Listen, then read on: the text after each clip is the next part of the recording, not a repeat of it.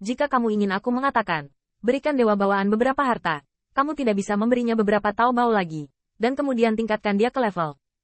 Pembicaranya adalah seorang tetua dari klan Kaisar Ke. Di matanya, artefak kekaisaran klan Bihai adalah hal yang baik, tetapi tidak semua orang mampu membelinya. Melihat itu, banyak orang kepercayaan yang memenuhi syarat untuk berdiri di istana Kaisar Ke berpikir begitu. Saat ini, Kaisar Ke juga sangat khawatir. Meskipun dia bisa dengan mudah meremas pedang ilahi bawaan sampai mati, dia bahkan bisa merebutnya secara langsung saat Qin Yichen pingsan, dan menjadi lebih ganas.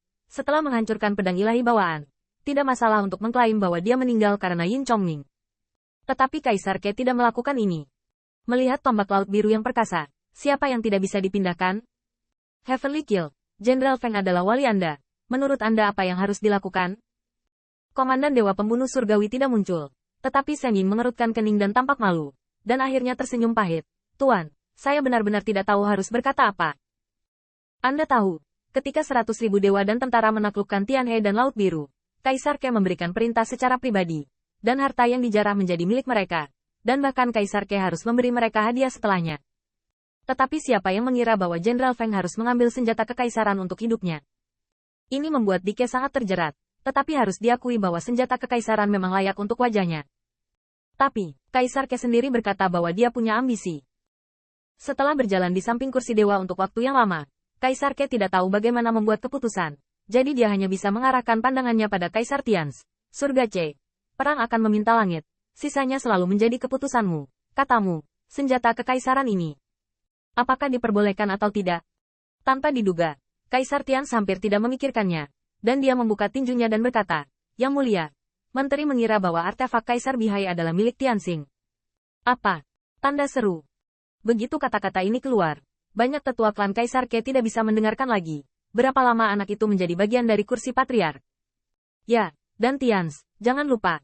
Dengan kekuatannya, bahkan jika kamu mendapatkan senjata kekaisaran, kamu tidak dapat bertahan hidup. Kaulah yang menyelamatkannya lebih dulu, dan kemudian Kaisar maju untuk membawa senjata kekaisaran kembali. Saya tidak menyangkal bahwa Jenderal Tianxing telah bekerja sangat keras dalam pertempuran ini, dan hadiah dapat diberikan, dan dia bahkan tidak pelit. Tetapi Guru Tians lebih tahu dari saya apa arti senjata kekaisaran. Namun, dalam menghadapi suara-suara oposisi dan keraguan, Raja Tians terlihat tenang. Bahkan, dia telah memikirkan masalah ini akhir-akhir ini, dan sekarang dia memiliki angka tertentu di hatinya. Tiba-tiba, Raja Tians berkata dengan keras, Tuanku, tangan siapa Kaisar Bihai sekarang? Dike, sang Kaisar terkejut. Apakah ini menguji pikirannya sendiri? Setelah ragu-ragu beberapa saat, Kaisar Ke akhirnya berbicara, di tangan Jenderal Feng. Raja Tians berkata lagi, siapa Jenderal Feng? Mata Kaisar Ke berbinar. Saya adalah Jenderal Jalan Setan Kota Istana Kaisar Ke. Ini tidak cukup. Raja Tians tersenyum. Jenderal Feng adalah Jenderal Istana Kekaisaran saya. Dan senjata kekaisaran Jenderal Feng. Bukankah itu senjata kekaisaran Istana Kekaisaran saya? Segera setelah ucapan ini keluar, mata Kaisar muncul dari Dewa Kaisar. Kebijakan surga masuk akal. Teruslah bicara. Raja Tians berkata dengan acuh tak acuh. Yang mulia hanya perlu menjaga Jenderal Tianxing. Dan Jenderal Tianxing akan menjadi Jenderal Zhen Moguan untuk 1 hari. Dan Kaisar Bihai akan digunakan oleh Yang Mulia. Kaisar Ke menganggukkan kepalanya berulang kali. Tetapi masih ada keraguan.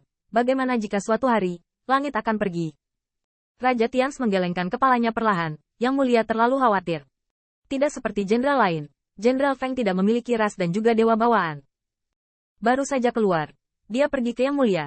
Menurut pandangan para menteri, selama Yang Mulia hidup sesuai dengan Jenderal Feng, Jenderal Feng tidak akan pernah mungkin. Pemberontakan. Itu masuk akal. Itu masuk akal. Kaisar Ke tampak lega. Dan Kaisar Tians berkata lagi, belum lagi Kaisar. Meskipun Kaisar dikembalikan ke Jenderal Feng, bagaimana bisa Kaisar tidak berguna? Kaisar harus tahu bahwa alasan mengapa orang Bihai yang selamat dari pertempuran ini mampu membuat gelombang, terlepas dari masalah alam semesta kuno dan kemunculan kembali artefak kekaisaran, dalam analisis terakhir, adalah karena 18 Kaisar tidak bersatu. Kurangnya persatuan bisa dimaafkan, tapi saya masih takut mati. Kaisar juga telah memimpin pasukannya untuk berperang. Perlu diketahui mengapa banyak prajurit di bawah komandonya tidak berani bertempur. Itu karena pahala berjuang keras untuk diperoleh mungkin bukan miliknya sendiri. Yang Mulia ingin menjadi pangeran dari satu generasi, dan bahkan dunia dapat mentolerir di dalam hatinya. Bagaimana mungkin dia tidak mentolerir senjata kekaisaran? Yang Mulia mungkin ingin mengambil masalah ini untuk menunjukkan sikapnya. Bahkan senjata kekaisaran dapat memberikan jenderal di bawah komandonya Bagaimana cara meminta ratusan juta tentara di istana kekaisaran, yang tidak puas? Siapa yang tidak mau menumpahkan darah untuk yang mulia? Kaisar Ke. Kaisar berulang kali bertepuk tangan. Dia yang mengenalku juga merupakan strategi yang hebat. Dengan cara ini, aku tidak hanya tidak akan mengikatkan senjata kekaisaran secara pribadi, tetapi juga memberi hadiah. Hadiah besar untuk jenderal. Persis. Raja Tians membungkuk dan berkata, ada imbalan untuk pahala dan hukuman untuk kesalahan.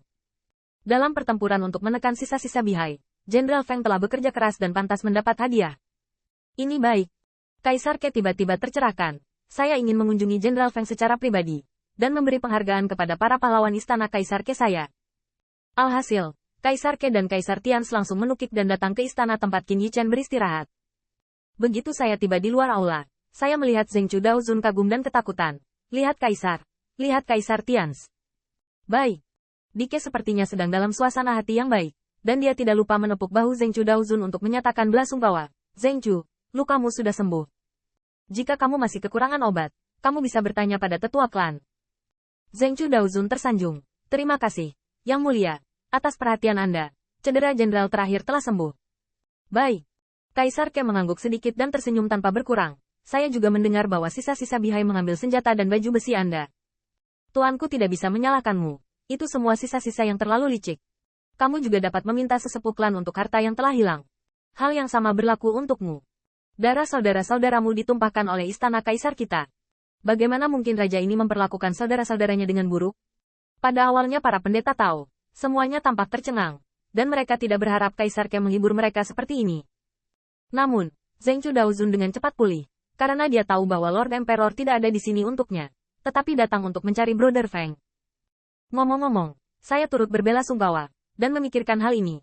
Zheng Chu Daozun tidak bisa menahan diri untuk tidak berdebar-debar. Saudara Feng, tepatnya, artefak Kaisar Bihai adalah kuncinya.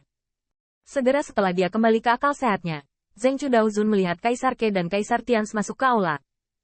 Anehnya, Lord Emperor tidak membiarkan mereka berlindung, dan bahkan Lord Tians tidak menghentikan mereka. Pada hari-hari awal, Daozun melihat bahwa Kaisar Ke memasuki aula sebagai reaksi pertamanya. Ternyata dia menyesal dan berjalan ke samping tempat tidur Qin Yichen. Bahkan sebelum Qin Yichen turun dari tempat tidur, Kaisar Ke meraih tangannya dan berkata dengan getir, Surga, mengapa kamu berkata begitu?